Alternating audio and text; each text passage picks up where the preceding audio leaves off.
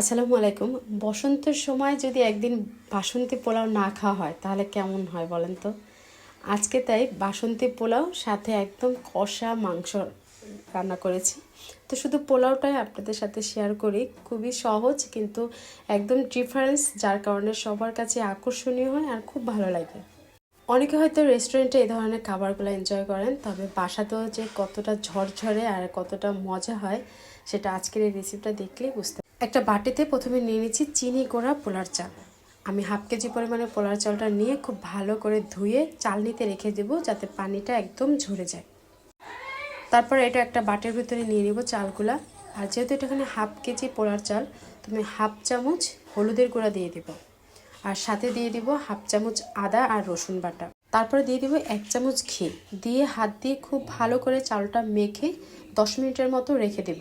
আর এরই ফাঁকে আমি হাফ কেজি চালের জন্য 1 কেজি পানি একদম ফুটিয়ে নেব। রেসিপিটা কিন্তু একেবারে একটু অন্যরকম।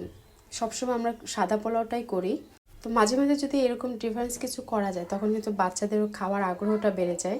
আর লুকটা যখন বলবেন যে বাসন্তী পোলাও, খাওয়ার জন্য একটা আগ্রহী অন্যরকম আসবে।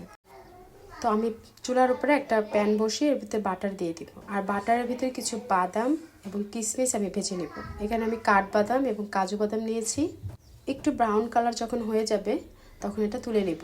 আর বাদাম কিশমিশটা চেষ্টা করবেন বাটারের সাথে ভাজার জন্য, এতে করে এমনি খেতেও কিন্তু বেশ ভালো লাগে। এই বাটারের সাথে আমি আর একটু তেল মিক্স করে দেব। তারপর পেঁয়াজ ভেজে নেব। পেঁয়াজটা যখন একটু লাল লাল করে ভাজা হয়ে যাবে আর পরিমাণ মতো এর ভিতরে লবণ দিয়ে দিব। আর যখন পেঁয়াজটা ভাজা হয়ে যাবে ঠিক তখনই কিন্তু আগে থেকেই মেখে রাখা চালটা দিয়ে দেব।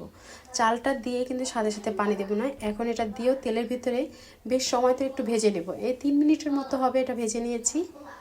আর এই রেসিপিটা যদি আপনাদের কাছে ভালো লাগে তাহলে রিকোয়েস্ট থাকলো আমার চ্যানেলটি সাবস্ক্রাইব করার।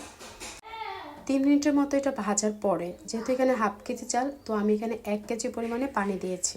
এখন বলছি এই বাসন্তী পোলাওটা ঝরঝরে করার ছোট্ট একটা টিপস। একদম ফুটন্ত পানি এখানে দিতে হবে। আর হাফ কেজি চালের জন্য আমি 1 কেজি পানি দিয়েছি, সাথে হাফ কাপ পরিমাণে পানি একটু বেশি দিয়েছি। আর প্রথমে হাই হিটে 2 থেকে 3 মিনিটের মতো রাখবো। যখন চালটা একদম পানিটা আর চালটা সমান সমান হয়ে যাবে তখন কিন্তু চুলার আঁচটা একদম লো করে ফেলতে হবে। আর আমি এখানে কিন্তু কাঁচামরিচও দিয়ে দিলাম। আর অবশ্যই কিন্তু এখানে ঢাকনা ব্যবহার করতে হবে। আর ঠিক এই পর্যায়ে কিন্তু আপনার লবণটা চেখে দেখতে পারেন যে লবণটা ঠিক আছে কিনা। এখন তো চুলার আঁচটা একদম লো করে ফেলতে হবে।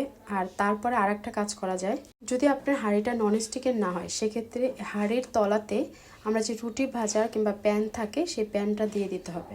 তারপর একদম লো হিটে এটা 10 থেকে 15 মিনিটের মতো রাখবেন। রাখার পরে এর উপরে আমি এখন যে বাদামগুলো ভেজে রেখেছি সেই বাদামগুলো দিয়ে দিলাম। সাথে কিছু মোরব্বা দিয়েছি। মোরব্বা দিলে কিন্তু অসাধারণ লাগে, অবশ্যই একবার হলো এটা ট্রাই করবেন। তারপর নেড়ে চেড়ে মিশিয়ে ঢাকনা দিয়ে ঢেকে একদম দমে রেখে দেবো, মানে চুলাটা অফ করে 5 মিনিটের মতো রাখবো। ব্যাস তৈরি হয়ে গেল